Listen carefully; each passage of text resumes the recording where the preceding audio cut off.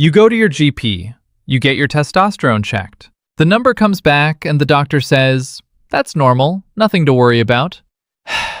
And yet, you are exhausted.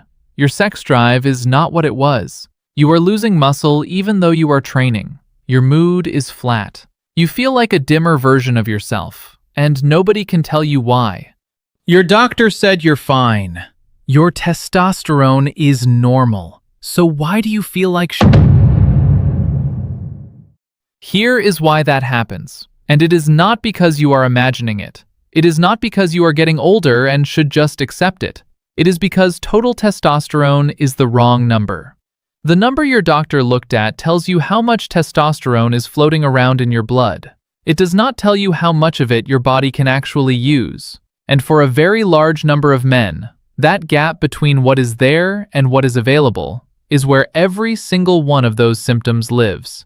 Today I am going to explain SHBG, sex hormone binding globulin, what it does, why it matters more than your total testosterone number, what drives it up, and exactly what you can do about it.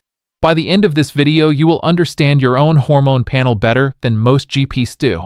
So, what's HBG and what does it do? Let's start with the mechanism, because once you understand this, everything else clicks into place. Testosterone does not float freely through your bloodstream on its own. The majority of it is bound to proteins. There are two proteins doing this binding. The first is albumin, a widely abundant protein that binds testosterone loosely. Testosterone bound to albumin can be released relatively easily when it reaches tissue that needs it. It is considered biologically available. The second is SHBG, sex hormone binding globulin, and this is the one that matters. SHBG binds testosterone tightly, very tightly. Testosterone that is bound to SHBG cannot enter your cells. It cannot activate androgen receptors. It cannot build muscle, drive libido, support energy, regulate mood, or do any of the things testosterone is supposed to do. It is, for all practical purposes, locked away and unavailable. Here is the breakdown in a normal healthy man. Around 60 to 70% of testosterone in circulation is bound to SHBG, unavailable. Around 20 to 30% is bound to albumin, loosely available.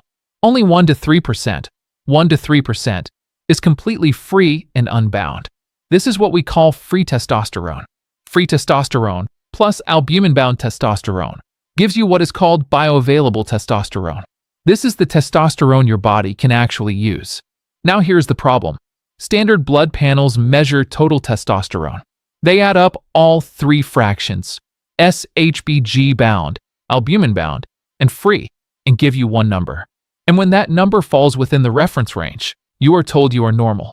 But if your SHBG is elevated, if it is binding up a larger than normal proportion of your testosterone, your total number can look perfectly fine while your free testosterone is critically low. You can have a total testosterone of 600 nanograms per deciliter and a free testosterone so suppressed that you feel every symptom of hypogonadism. This is not a fringe scenario. This is happening to men every day, and most of them are being sent home with nothing. Okay, let's look at the symptoms of high SHBG. Let me describe what chronically elevated SHBG actually feels like, because this is where I want you to check yourself against this list honestly. Persistent fatigue that sleep does not fix. Not tiredness, actual fatigue. Waking up after 8 hours and still feeling like you are operating at 70%. Low libido. Not zero, just diminished. The drive is there occasionally, but it is not what it was at 25 or 30.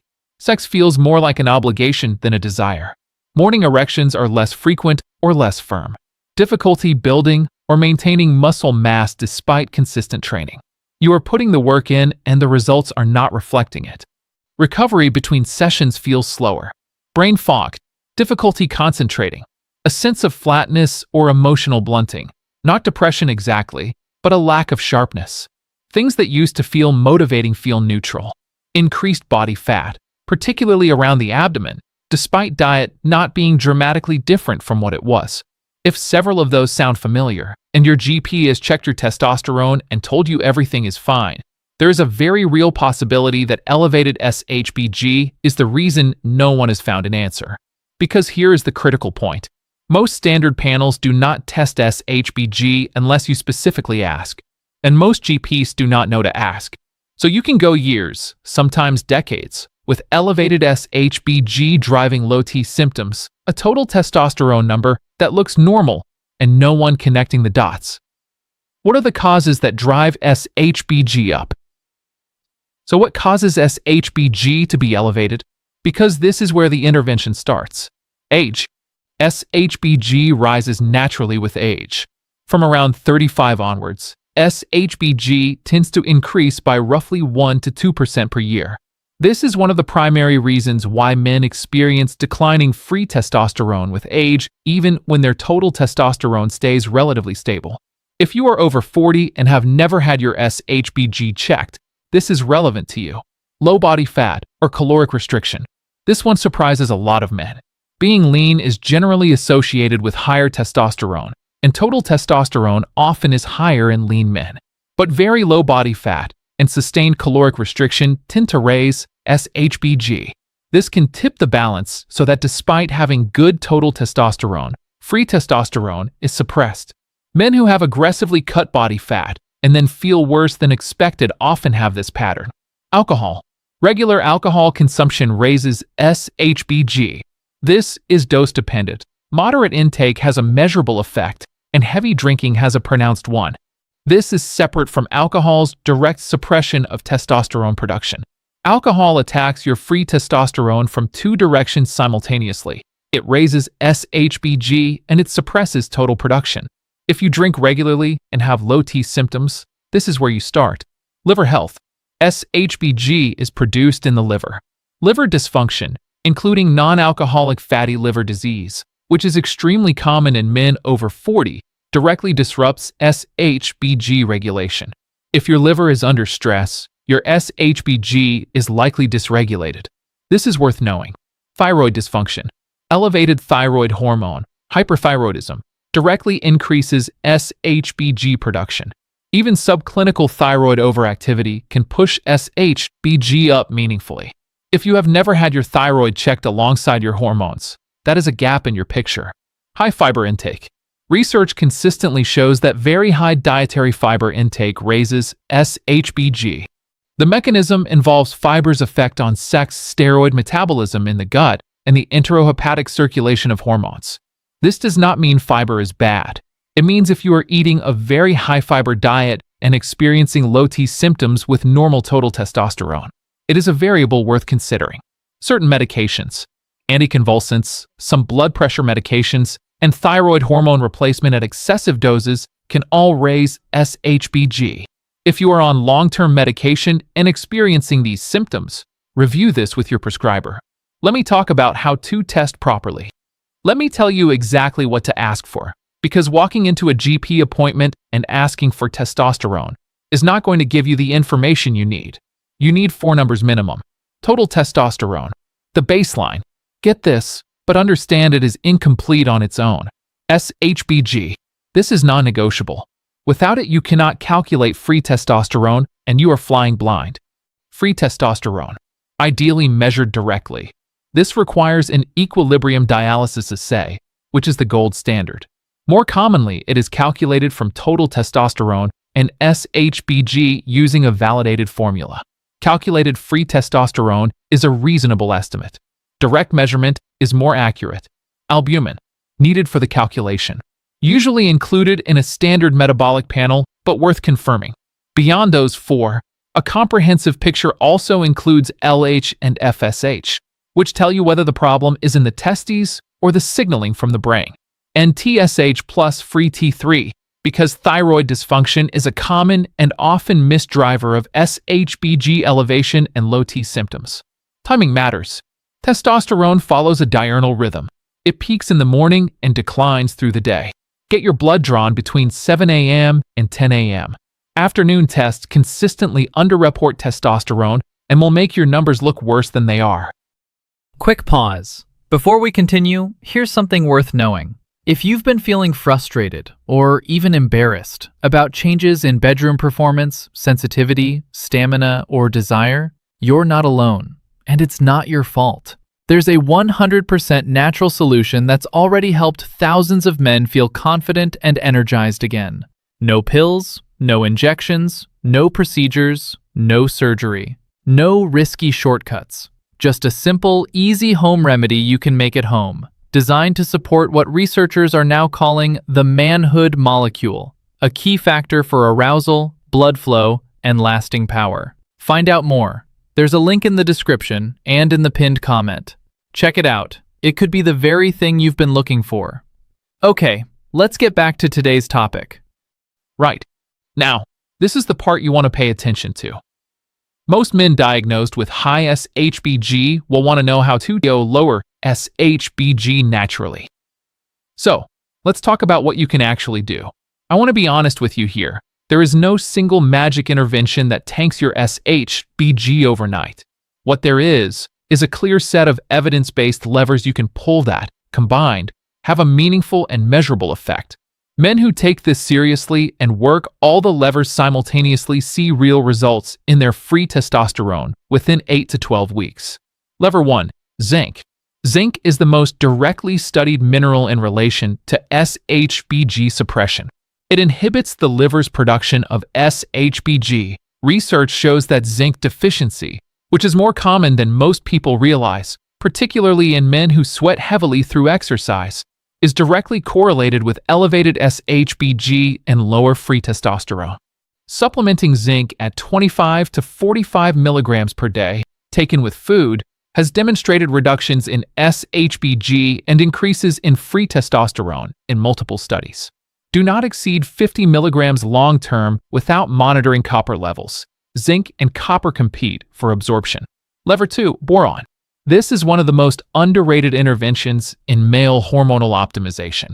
A well-designed study found that supplementing with just 10 milligrams of boron per day for 1 week produced a significant reduction in SHBG and a significant increase in free testosterone, alongside a reduction in estradiol. The effect is consistent and replicated.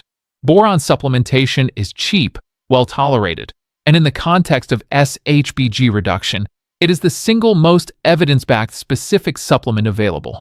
Lever 3. Reduce or eliminate alcohol. I already mentioned that alcohol raises SHBG, but I want to be specific about what a reduction looks like in practice. Men who reduce from regular moderate drinking, say 3 to 5 drinks per week, to minimal or no alcohol consistently see improvements in their free testosterone panel within 4 to 8 weeks. This is not a small effect. For some men, it is the biggest single lever available. Lever 4. Manage insulin sensitivity.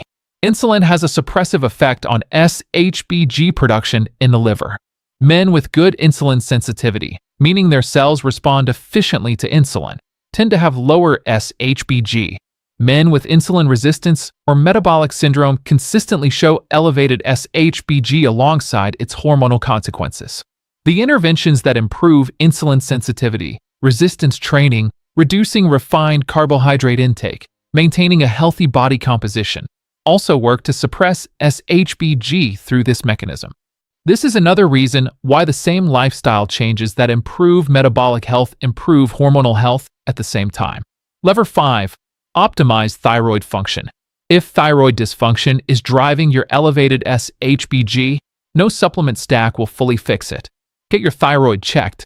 If your free T3 is low or your TSH is outside optimal range, addressing thyroid health, whether through lifestyle, nutrition, or if necessary medication, will have a direct downstream effect on your SHBG. Lever 6. Dietary fat and cholesterol. Testosterone is synthesized from cholesterol. Severely low-fat diets are consistently associated with lower testosterone and higher SHBG. Healthy dietary fats, from red meat, eggs, olive oil, avocado, and oily fish, support both testosterone production and SHBG regulation. If you are on a very low-fat diet for any reason, this is worth reconsidering in the context of your hormonal health. Lever 7. Resistance training. Heavy compound resistance training, squats, deadlifts, pressing movements, acutely raises testosterone and has consistent data supporting improvements in free testosterone over time. Chronic endurance exercise, particularly very high-volume running or cycling, can raise cortisol and has a less favorable effect on the testosterone to SHBG ratio. Resistance training is your friend here. What if lifestyle isn't enough? For some men, particularly men over 45, men who have been symptomatic for years, or men where the labs confirm genuinely low free testosterone despite lifestyle optimization, the conversation eventually turns to testosterone replacement therapy. If you are on TRT and still feeling symptomatic, check your SHBG. Because TRT raises total testosterone, but if SHBG is elevated, it will bind a significant proportion of the exogenous testosterone too, limiting the free testosterone gain. This is why some men on TRT still feel mediocre. The dose is there. The free testosterone is not. SHBG management becomes even more important once you are on TRT, not less. If you are considering TRT for the first time, make sure SHBG and free testosterone are part of the diagnostic workup before any prescription decision is made. Total testosterone alone is not a sufficient basis for that decision. There are also clinical interventions that target SHBG directly, including enclomiphene and certain SERM-based protocols that some men and their prescribers use. These are beyond the scope of this video, but worth knowing they exist if you are working with a specialist. I want to lever you with a clear path of action. Here is what I want you to take from this video. If you feel like a low testosterone man, but your doctor told you your testosterone is normal, ask for your SHBG and your free testosterone. Those two numbers are not optional extras. They are the actual test. If your SHBG is elevated, start pulling the levers we talked about. Zinc and boron are your first supplements. Cut alcohol. Get your thyroid checked. Train heavy. Get your insulin sensitivity dialed in. Give it 8 to 12 weeks of genuine consistency and retest. The difference in how you feel when your free testosterone comes up, even with the same total testosterone number, is significant. Men notice it in their energy first, then their libido, then their body composition starts responding to training the way it used to. This is not complicated. It is just a step most men and most doctors skip. Now you know not to skip it. The supplements mentioned are all linked in the description. The natural home remedy thousands of men are using to boost passion, performance, and stamina in the bedroom is linked below and in the pinned comment. If you found this useful, subscribe. There is a lot more like this coming. And drop your questions in the comments below. I read all of them. The video now on your screen is about how a simple, everyday fruit juice, probably already in your kitchen, but easily available in the fruit stall and supermarket, can transform your passion and stamina where it matter most, in the bedroom.